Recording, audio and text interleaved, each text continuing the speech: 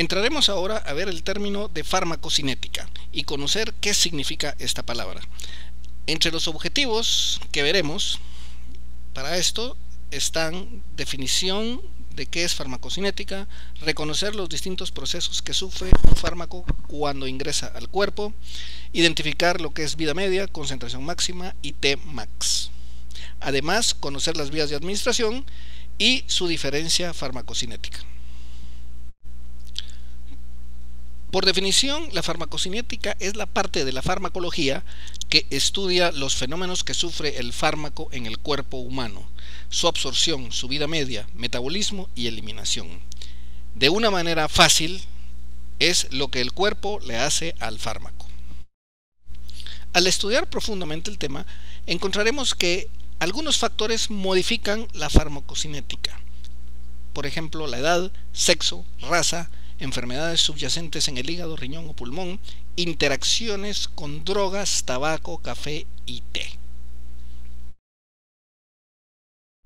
Pero veamos qué es lo que pasa cuando uno toma un medicamento. Este ingresa por la boca, pasa por el esófago, llegando al estómago, en donde se disuelve y se libera lo que se conoce como principio activo. Este empezará a absorberse en algunos medicamentos en el estómago y en otros en distintas porciones del intestino delgado. Del intestino el medicamento tiene que pasar a la sangre y, o sea, llega al torrente circulatorio y de ahí se distribuye hacia todo el cuerpo. El fármaco es captado entonces por el hígado, el cual lo metaboliza en la mayor parte de fármacos, y otras ocasiones es el riñón el encargado de eliminar los fármacos o los metabolitos que han sido producidos en el hígado. Entonces algunos fármacos se excretan por vía renal en forma inalterada y otros en forma de metabolitos. Entonces, si recapitulamos qué le sucede a un fármaco cuando entra al cuerpo, pues primero se administra, luego tiene que absorberse, luego se distribuye en todo el cuerpo y por último se elimina, ya sea por biotransformación hepática o por excreción renal. ¿Qué sucede si vemos esto desde el punto de vista de concentración en plasma de un medicamento? Si vemos en la gráfica tendríamos dos puntos o dos formas de medirlo, uno por concentración y el otro por tiempo. Todo fármaco entrará al cuerpo, subirá su concentración plasmática y luego se eliminará. De aquí que surgen dos fases en esta curva. La primera mitad es la absorción y la distribución y la segunda mitad es la eliminación. Existe el punto máximo en esta curva, el cual es la máxima concentración del fármaco. Esto se conoce como Cmax. El tiempo en el que se ha alcanzado este Cmax se conoce como Tmax y es el tiempo necesario para que un fármaco alcance la concentración máxima.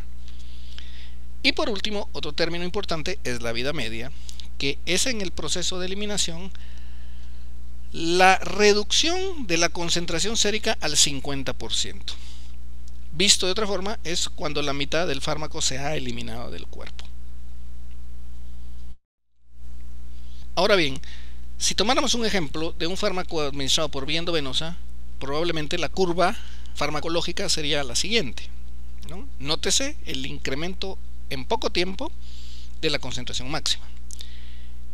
Y la siguiente es un ejemplo que podría ser una administración por vía subcutánea, donde la meseta es muy amplia, dado que el fármaco se continúa absorbiendo con el transcurso del tiempo.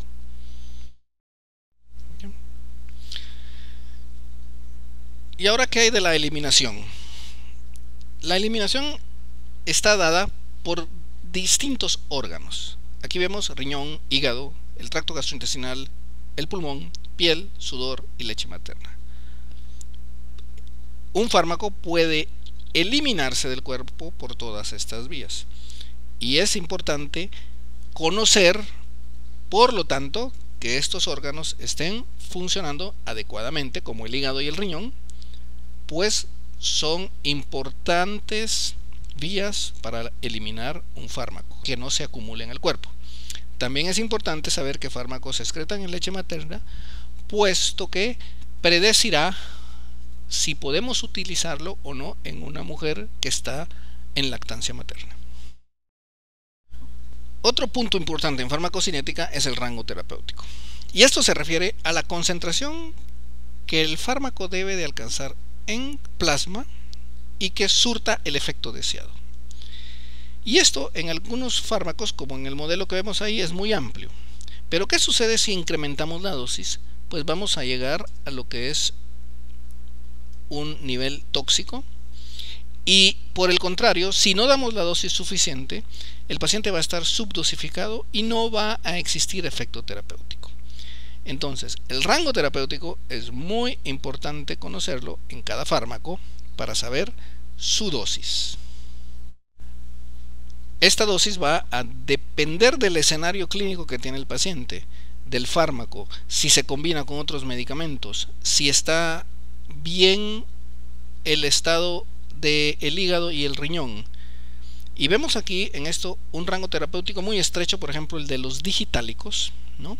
En donde es muy fácil intoxicar a un paciente o es muy fácil subdosificarlo. Entonces, en la medida que sepamos cuál es el rango terapéutico de un fármaco, podemos predecir complicaciones y ajustar la dosis apropiadamente. Adicionalmente, los fármacos pueden administrarse por diferentes vías. Aquí vemos algunas de las más importantes: endovenosa, intramuscular, oral, rectal, subcutánea, por inhalación y tópicas. Y veremos algunas características de cada una de estas. La endovenosa se caracteriza por ser muy rápida, se usa en emergencias y obviamente es una de las vías más riesgosas.